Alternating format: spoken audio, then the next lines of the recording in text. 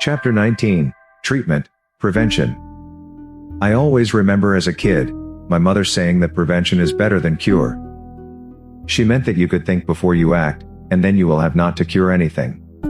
I wonder how true this is in mental health. I'm going to make the working supposition that it is, but let's be very honest with ourselves. We have no real proof this is so. It would seem that, in medicine, we are dealing with probabilities and not certainties. As you will see later when we're discussing psychiatry and the law, this leads to a great deal of difficulties between the two professions. However, if we are to believe that a breakdown is an accumulation of certain events and tendencies, then we surely can alter our tendencies. But, first let's take a mathematical model. I can imagine your eyes clouding over. Bear with me for 2 paragraphs. Suppose that in any given stressful situation, a person will have a 50-50 chance of breaking down. It's safe to presume that in the patient's lifetime, the occurrence will happen more than twice or 3 times or 4 times, and eventually, like tossing a coin, the event will give rise to a breakdown. Let's suppose that the tendency is 1 in a million, yet, we have so many stressful factors in our lifetime that it is inevitable that, at some point, we may meet that 1 in a million stress. Let's say that the tendency is 1 in a million and the events are many millionfold. We are pretty sure to meet up and crash. Let us suppose that we can alter the tendency from 1 in a million to 1 in 2 million. Theoretically, we are having the chances, but only if the incidence of lifetime stresses is in the low millions. If they are not, then for those who are lucky to meet between 1 million to 2 million stresses, we have reduced their chances to 0. But the vast majority will pass the threshold in their lifetime. For a few percentages of people, we will have prevented the illness. But, for the vast majority we have not. What would seem to offer a 50% improvement in reality will do far, far less. Now, let us consider cost effectiveness and consider whether for a low percentage improvement, is it worth all the bother? In my opinion, the answer most definitely is yes, because the interventions will not only reduce the chances of illness, but most certainly will increase the quality of life. If you remember, I said that tendencies, even if they are not fulfilled for mental illness, significantly diminish quality of life of the bearer of the tendency. So, the intervention will have an intrinsic spin-off in quality of life for all. It's all about theory and practice. You got this far, you deserve a joke related to the subject. A kid asks his dad what is the difference between theory and practice. He tells his son to ask his wife, the kid's mother, if she would make love to the neighbor for $100. The baffled kid comes back with a positive answer. Even more perturbed at his father's request, he asks his sister and comes back with the same answer. But Dad, what has this to do with my question? Well, you see, in theory we have $200. In practice we have a problem. So often, a great theory will leave you, in practice, with a big problem. There are 2 kinds of prevention. The first kind of prevention is to prevent an illness from occurring at all. The second kind is to prevent the illness from reoccurring. I will discuss fully the reoccurrence of the illness and its prevention in the sections on psychosis, neurosis and personality disorders. Prevention of mental illness and mental distress from making its first appearance is a much more difficult subject. We know that 8% of the child population anywhere is at risk. The risks are genetic disposition, poverty and poor parenting. It is very easy in a well-organized community, at the level of the municipality, to spot every one of these cases. It does mean, as we will discuss later in the health services section, that we must build a full integration and workable interface between all community services. In the day and age of data handling, this is no impossibility and relatively easy to do. This involves a social environment at the municipal level led by the municipal leader, who believes in this intervention and overcomes all the political difficulties. Not only that, the municipality leader probably will have to handle the funding. I will discuss this later. At the level of the kindergarten, we fully expect to see children who are already exhibiting problems. They will be exhibiting difficulties in interacting and in impulse control. This will be epitomized in their behavior. These are the kids that will go on to develop illnesses and disabilities. If the medical services, especially the mother and child care services, are integrated, this service information will be swapped readily. It is my opinion and experience that a child in distress will appear in more than one community service. If he is not represented in the community services, then the family most certainly will be. The approach should be holistic and family-orientated. In other words, we should be looking at what the strengths are and what the weaknesses of the family are as a unit. How can we strengthen community services in order that the child will feel in a constant, uniform, caring environment which is conducive for development of his ego in a healthy, normal way? The most important thing that is to be said is that spotting the child is relatively easy. The so-called workers on the lowest rung of the ladder are the ones who generally have the most experience and yet have the least ability to communicate. Frustratingly, the primary caregivers are least expected to communicate. They should be listened to carefully. In all probability, they've seen it all before and they bring with them a very healthy modicum of common sense. The interventions should be at the appropriate level, playing into the strengths of the family unit and not according to the textbook, but according to the needs of the family. We have discussed up to now, prevention of the severely mentally ill. Let us continue with this group.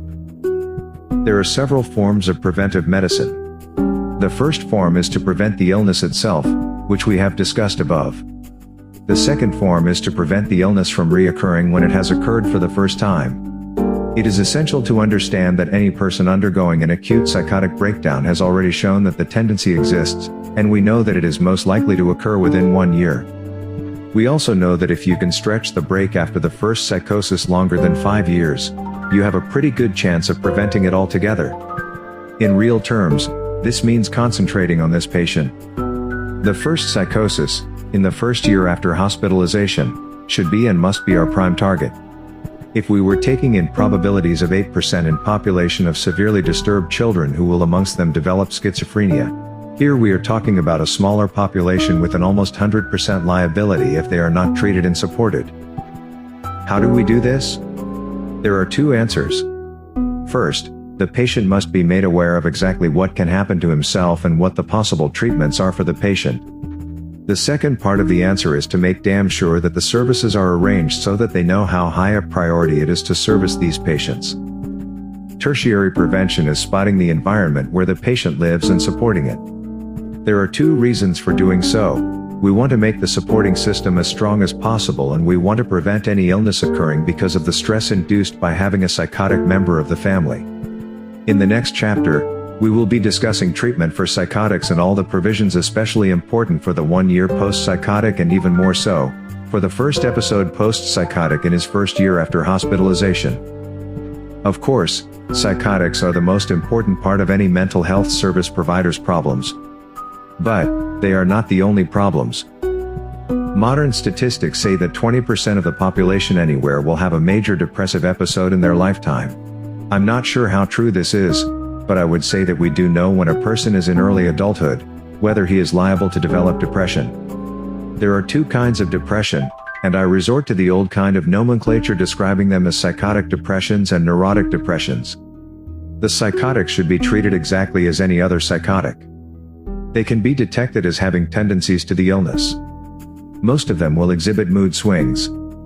Just as likely as they are to become depressed, they are as likely to become manic. There is one important provision. People who are liable to develop a full-blown manic depressive illness often behave like narcissistic personalities. If you remember, narcissistic personalities have mood swings in accordance to their estimation of their worth. In their case, a highly inflated worth. When faced with a person with mood swings, one must differentiate between what we call a cyclothymic personality and a narcissistic personality. Two important differences are that the narcissistic personality will exhibit other characteristics particular to this kind of personality, in particular very bad tempers and given to acting out. If you look carefully, you will see that the mood swings depend on what is going on around the patient and can change dramatically and very quickly. The cyclothymic personality, on the other hand, does not tend to exhibit temper tantrums nor do they exhibit mercurial changes in mood. Their mood swings can last days or even weeks, but certainly not hours. Why am I saying this? One of the most common mistakes we see in general practice is that the patient who is cyclothymic comes to his doctor complaining about being sad and is diagnosed as being depressed.